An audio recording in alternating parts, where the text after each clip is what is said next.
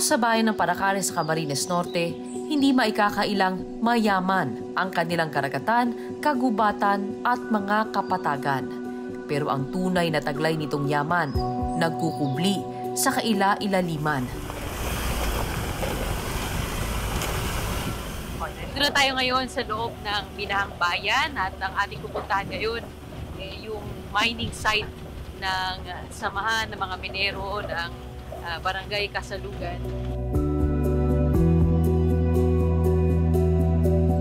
Malawak at malalim ang deposito ng ginto sa Paracale.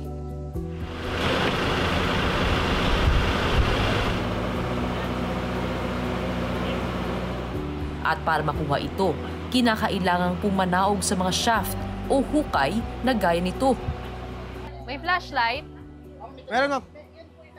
Yung line natin, kasi nasira po yung three-phase namin kagabi. Parang kinakabahan si Gretchen, ano? Hindi ako kinakabahan na ngayon. Ito po mabilis po dito sa parting ito, dito po medyo mabagal. Tandaan natin yung pangalan nito. Opo, sure po yan, matibay po yan. Kaya nakakabuli natin. Kuya ka muna, upo ka muna, upo. Dito ka muna muna. Upo ako? Upo na lang. Dito. Wait lang.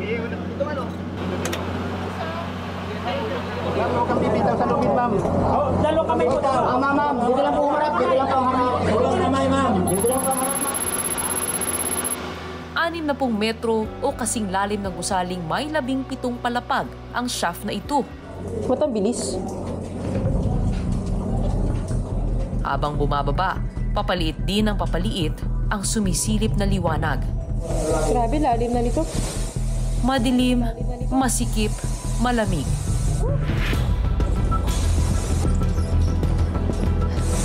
Hindi ako tumitingin eh. Mahirap ding tumingala dahil sa tuloy-tuloy na pagpatak ng tubig. Umuulan na, parang umuulan na. Parang walang katapusan ang pagbaba sa amin ng kalog. Grabe oh, lalim oh. Ang puro kahoy. Teka, malayo na ako sa ano ha. Aray. Makalipas ang halos 3 minuto,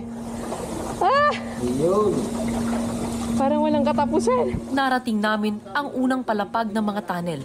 Hindi ako tumingin sa taas, hindi rin ako tumingin sa baba. Talagang nakatingin lang ako diretso para hindi ako matakot. Tapos, mapansin mo, matibay naman yung kahoy. Kailangan hindi ka masyadong gumagalaw. Dire-diretso. Parang walang katapusan. Buti na lang, hindi siya sobrang claustrophobic. Kasi claustrophobic ako eh. Meron pa ako espasyo na stretch ko pa yung arms ko na nakakagalaw pa ako. Tsaka marami namang ilaw. Medyo baha-baha, ano? Ang lalim ng tunnel na ito, lagpas na sa water table ng lupa. Kaya naman hindi matigil ang pag-ulan ng groundwater sa loob. Oh, bakit bigla may tubig? Abot tuhod na rin ang tubig na humalo na sa mga latak ng bato, bakal at kahoy. Yung tubig na ito, galing to saan? Groundwater? Groundwater po yan, ma'am.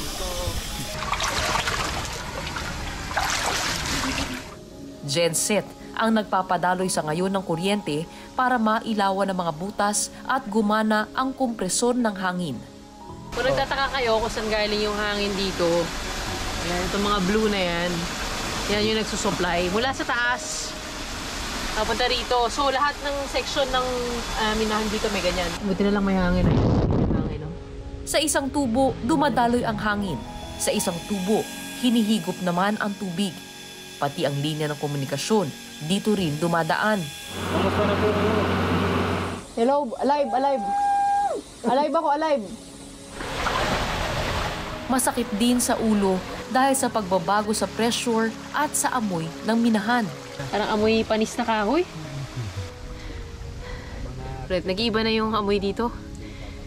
Sabi nila dahil yan sa natuyong bato, dahil sa kahoy, sa tubig, yung mixture, no, lahat. 8 taon na mula nang simulang hukayin ang mga tunnel na ito. Matitibay itong kahoy, ito pang-reinforce, ano? Kita mo, ito yung mga kahoy, oh. Na ginagamit nila para maging safe dito. Hindi bubagsak. Ang main shaft ng minahan na ito, sumasanga sa 3 pang maliliit at makikitid na daanan. Ayun, meron pa doon, may daanan pa, oh. Dito. Woo! Doon kanina sa baba ng main shaft, malaki-laki yung pinasukan natin. Pero dahil nga lumalayo na tayo mula doon, paliit na ng paliit yung dinadaanan. Ito nakayuko na kami. Kaya kinakailangan ng gumapang. Oh, ayan Sabi nila, pag tinuloy-tuloy natin itong daan na to, mararating na natin yung site kung saan sila nagmimina ng ore. So, yung gold ore nandun na kasi nga, syempre natapos na nila itong area na to. Gaano kalayo pa yung para mapunta doon sa site na may ore? Mga estimating ma'am ay mga 50 meters. 50 meters? Oo, bago po makarating doon sa pinaka-kinukunan na. Isa si Gabriel sa mga player ng minahan. Mahuwa na po kami sa site. Player ang tawag nila sa bawat isa dahil may share sa makukuhang ginto. Mahirap ang daan. Kasi slanting. Ang karamihan sa mga player gaya ni Gabriel, taga-tiktik ng mga batong may ugat ng ginto o ang tinatawag nilang bita o gold ore. Asan ang mga tropa natin? Nasa ilalim po.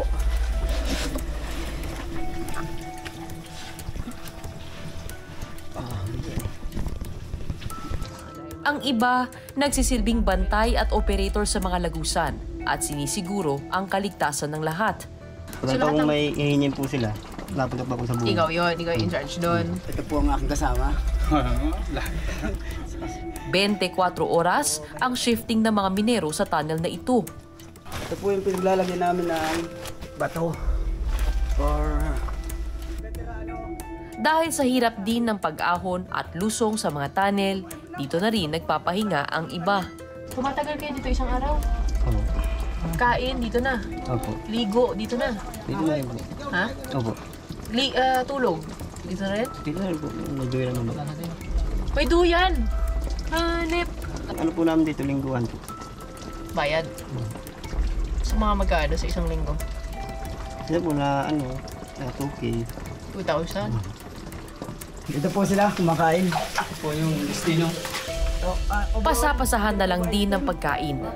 Ang kanin, galing pa sa mga cooker na nagluluto sa itaas, na siyang may share din sa kikitain.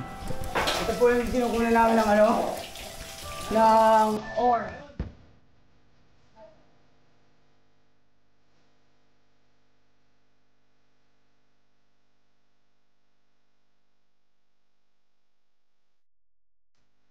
Umaabot sa lalim na 80 meters o mahigit 20 palapag na gusali ang nararating ng mga nagmimina rito.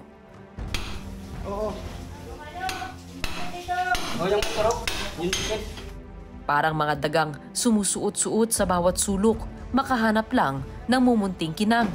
Ganyan po kahirap ang trabaho namin dito. Pero okay lang. Talagang nangyayari daw yung tunay na buhay. Habang palalim ng palalim ang minahan, panipis ng panipis din ang hangin. Hindi nila alintana ang hirap at panganib sa ngalan ng makukuhang ginto sa ilalim. Medyo po napapagod dyan pero talagang laban lang. Para sa pamilya! Ako naman.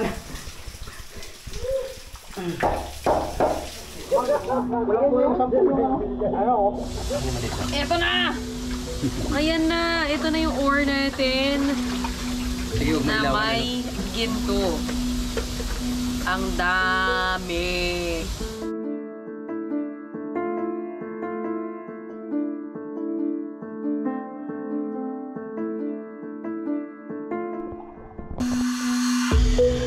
Ang mga nakukuhang bita, iniaakyat sa shaft para maproseso. Wala ng large-scale mining operator sa Paracale. Pero pagkakabod o pagmimina pa rin ang pangunahing kabuhayan ng mga tao rito. Mas mabilis at mas malaki raw kasi ang kikitain sa tinatawag na Artisanal and Small-Scale Gold Mining o ASGM. 80% ng population dito sa Paracale ang pangunahing livelihood ay small-scale mining. And marami sa miners natin ay nabibilang sa mahirap na komunidad. At yung kawalan ng alternative livelihood, yung isa sa mga tumutulak sa kanila para pumasok at manatili sa ganitong klaseng trabaho kahit na delikado. Para kay Mark, ang financier ng shaft na ito, iba yung tapang at lakas ng loob din ang kinakailangan sa pagtaya sa small-scale mining. May buwan na puro lugi. Nung unang sabak namin dyan, ma'am, sa Babalon dyan, parang taon bago kami kumita kasi puro out. Kasi re-rehab namin yung lugar, aayusin, hahanapin yung vein, hahanapin yung bita maganda. Kumbaga, malaki din ma'am kasi ang gastos sa Babalon eh. Paabutin ka ng milyon bago kumita. Tapos pag hindi ka kinita, talo mo na yun. Ano pinakamalaking kinita ninyo? Diyan, ma'am. Kumita dyan, ma'am, yung mga tawang ko na lang. Mga tauhan, ma'am, namin, umabot sila ng noon, nung kagandahan. Oo. Kasi ngayon, medyo mahina. Nung kagandahan, umabot sila ng 40, 50. 1,000? Oo, every 4 days. 50,000 every 4 days? Wow!